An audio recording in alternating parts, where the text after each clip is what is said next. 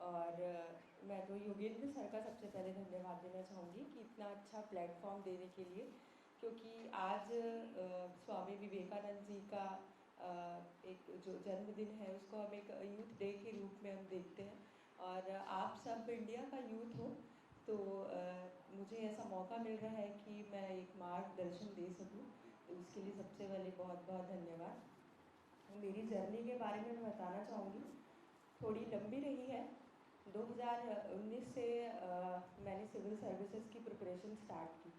शुरू में मेरा ध्येय तो यही था कि यूपीएससी में जाना है, तो फिर मैंने उसके लिए कोचिंग किया और प्रिपरेशन में लगी हुई थी, और लगातार 4 अटैम्प्ट भी दिलाए।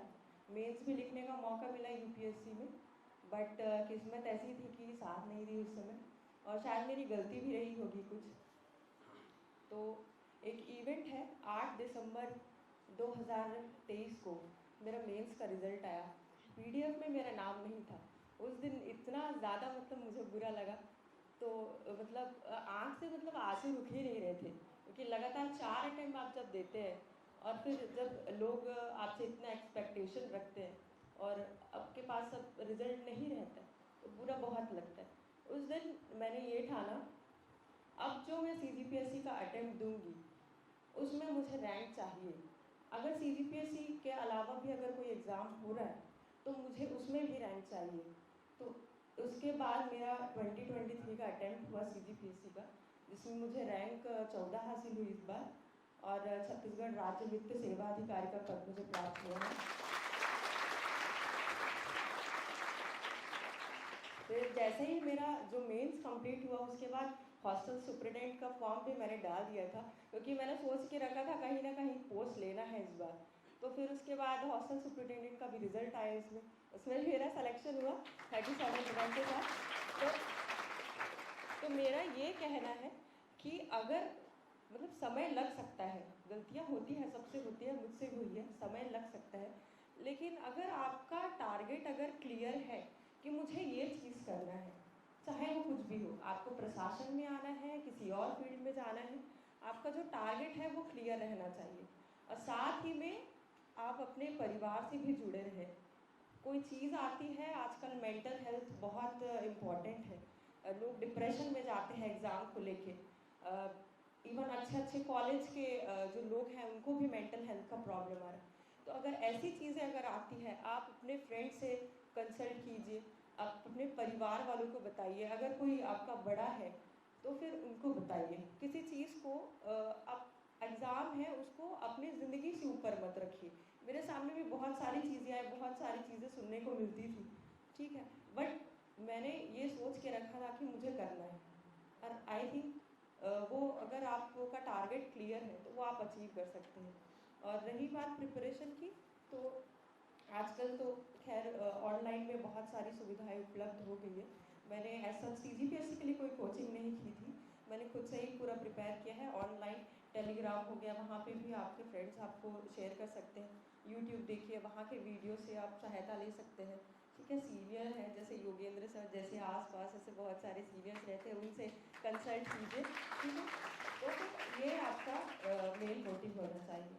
तो धन्यवाद सबसे पहले तो, और बहुत खुशी हुई यहाँ पे आके, और सिलेक्शन के बाद बहुत अच्छा फील होता है। आप लोग भी यहाँ से मोटिवेशन ले सकते हैं। आज हम लोग यहाँ पे हैं, कल आप में से कोई यहाँ पे होगा, तो वो बहुत अच्छी चीज़ होगी। धन्यवाद।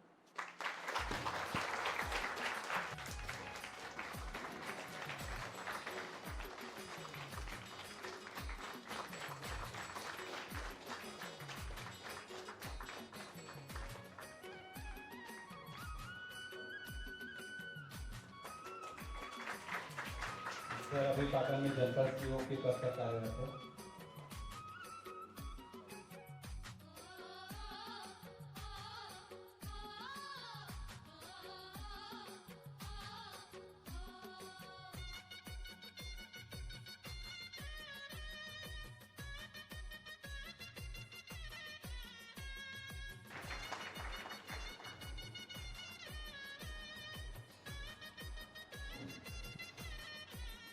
सभी मुद्दा सिंह अतिथियों को नमस्कार, और सभी श्रोता बंधुओं को भी। मेरा नाम जागेंद्र साहू है। मैं जनपद पंचायत पाटन में मुख्य कार्यक्रम अधिकारी के पद पर पदस्थ हूँ। मेरा सिलेक्शन जो है वो CGPSC 2019 का है और वो जो सिलेक्शन था वो मेरा चौथा अटेम्प्ट था। उसके पहले मैं 2016 में जब मैथ से जो है वो CSET में मतलब उसका नंबर जुड़ता था उस समय मैं क्वालिफाई हुआ था। उसके बाद 2 साल में प्रीलिम्स क्वालिफाई नहीं कर पाया था। मतलब मेरा बोलना चाहिए कि चौथा अटेम्प्ट ही मेरा पहला अटेम्प्ट था, ऐसा रहा है। और मेरे साथ ऐसा कोई एकदम विशेष ट्रेजेडी नहीं हुआ है। मैं 2011 में 12th पास किया, उसके बाद 2015 में मैं BE पास आउट हुआ। 15 से 16 मैं एलिजिबल नहीं था फॉर्म भरने के लिए, तो मैं 15 से 16 में अपना गेट का तैयारी कर रहा था। गेट क्वालिफाई तो हुआ बट उसमें ये था कि मैं MTech कर सकता था, लेकिन कोई जॉब नहीं मिलती। अभी आजकल जो BE वाले जानते होंगे कि जो PSUs के जॉब हैं वो गेट के रैंक बेसिस पे होते हैं, तो उसमें नहीं मिलने वाला। 17,000 के आसपास कुछ रैंक था, नहीं मिला। तो मैंने 1 साल बाद फिर सिविल सर्विसेज की तैयारी चालू की। स्टार्ट किया था मैं ऐसे ही व्यापम वगैरह से स्टार्ट किया था, तो नंबर अच्छे आने लगे थोड़े से ना, तो फिर मैं डायरेक्टली चले गया था मेंस की कोचिंग के लिए। मैं अपना जो मेंस का कोचिंग है वो टूटोजेट से किया था मैं उस समय।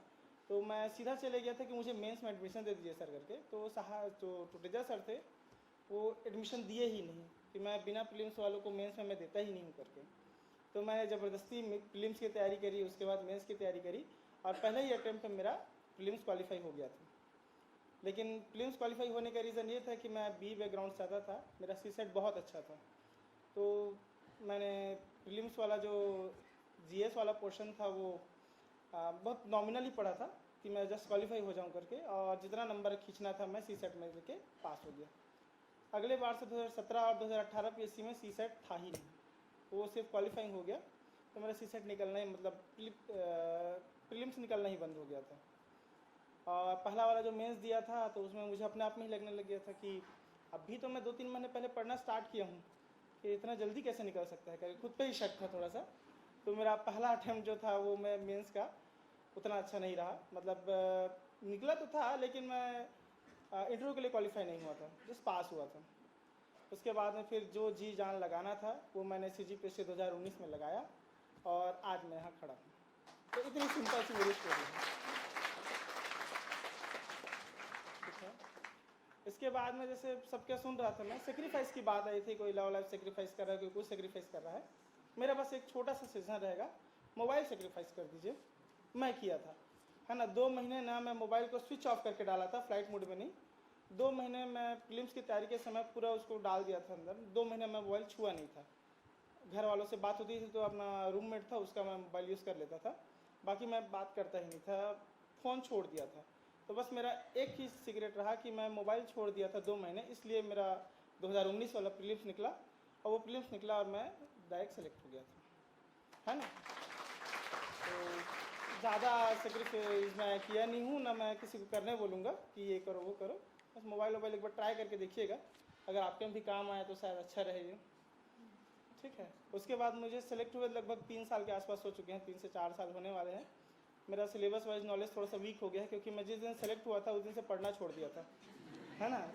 बाकी लोग क्या था कि थोड़ा सा और बनना है, थोड़ा सा और बनना है। मेरा ये था कि मैं जिस दिन सेलेक्ट हो गया तो मैं बोला एक दिन ज़िंदगी भी जीनी है यार, 27-28 साल का हो गया हूँ, तो क्योंकि बाकी लोग को भी मौका देते हैं, ऐसा मेरा था। तो मैं उस दिन के बाद से प्रीलिम्स दिया नहीं था, तो ऐसा ही था मेरा। और कुछ जैसे मेरे को भी दरअसल में साउथ समाज वाले कार्यक्रम में जाना है, तो है ना।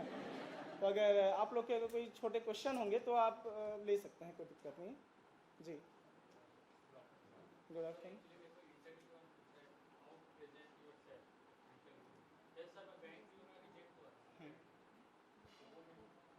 अच्छा, आप इंटरव्यू में गए थे तो एक आठ झूठ बोले थे। हाँ, बस वही गलती हो गई। मैं अपने इंटरव्यू में गया था, मैं को झूठ नहीं बोला था। मेरा इंटरव्यू जो है वो सोनानी सर लिए थे उस समय 2019 PSC में।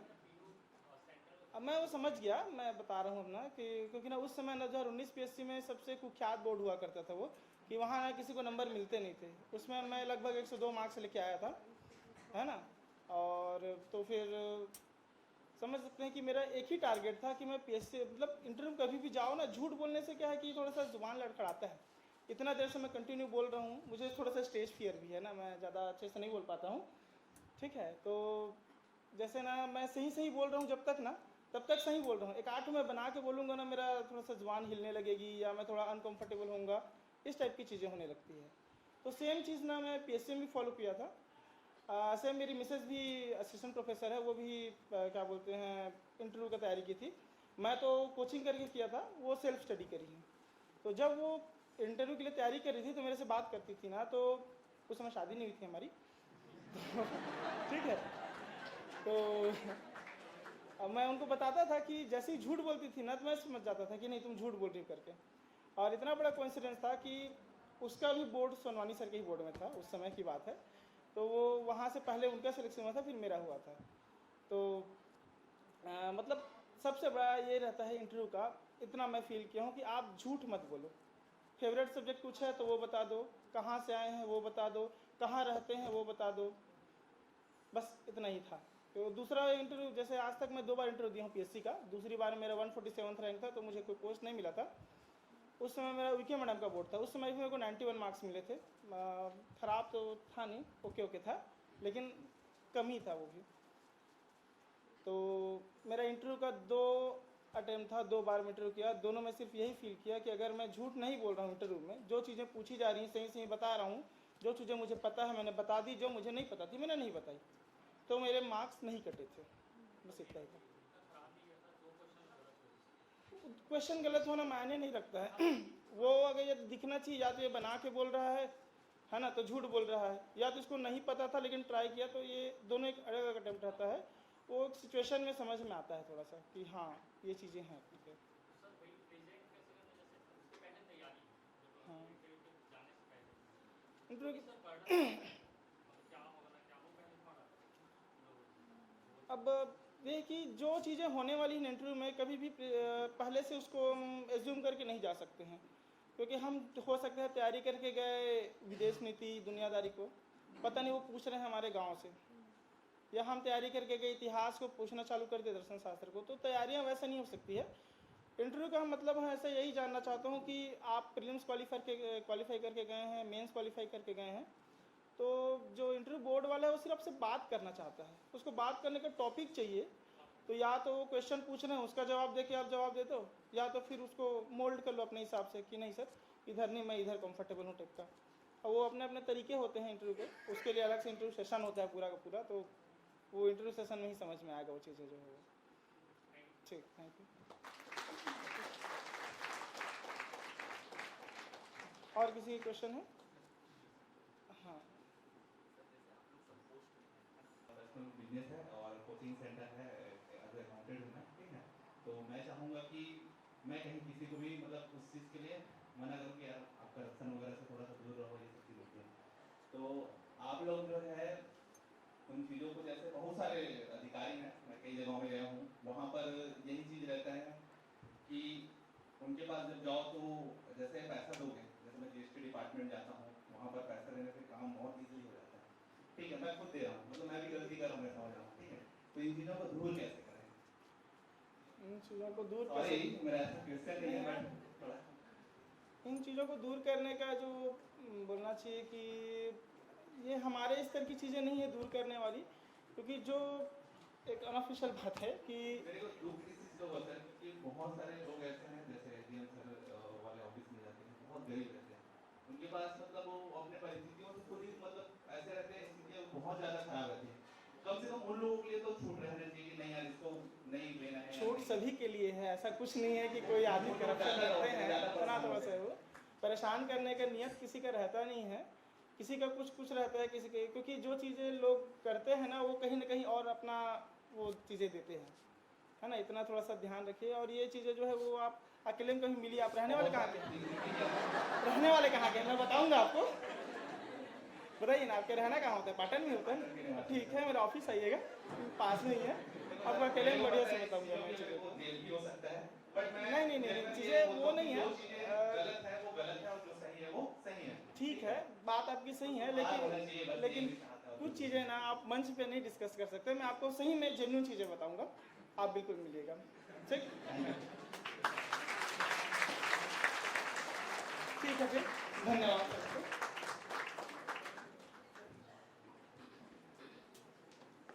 धन्यवाद सर, अपनी व्यस्तम समय